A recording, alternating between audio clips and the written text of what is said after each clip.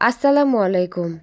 যারা সংসার করে তারাই বুঝে আসলে সংসার জীবনটা কত কঠিন, কত কষ্টের, কত মধুর। সুখ দুঃখ মিলেই সংসার।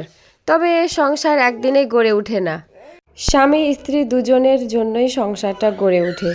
তবে একে অপরের পরিপূরক হিসাবেই সংসার শুরু হয়।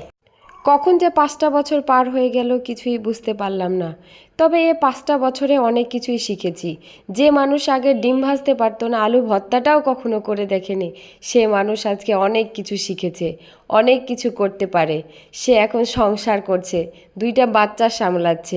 আসলে মেয়ে মানুষরাই এমন, বাবার বাড়িতে সারা রাজার হালে থাকে, রানীর মতো থাকে, আর স্বামীর ঘরে এসে তারা সব কিছু যেটা না পারে সেটাও করে, যেটা পারে সেটাও করতে হয় তাকে। এভাবে জীবন সংগ্রাম করে চালিয়ে যেতে হয়। আজকে আমার মেয়েরাও কালকে বউ হবে, আবার কারো না কারো বউ হয়ে তারা আবার সংসার করবে। মানে এইভাবে জীবন চলছে। আসলে একবার করে কল্পনার সাগরে ভেসে উঠি, কি ছিলাম আর এখন কি হলাম, আবার কি হব।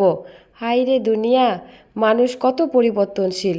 সময়ের সাথে সাথে মানুষ পরিবর্তন হয়েই যাচ্ছে।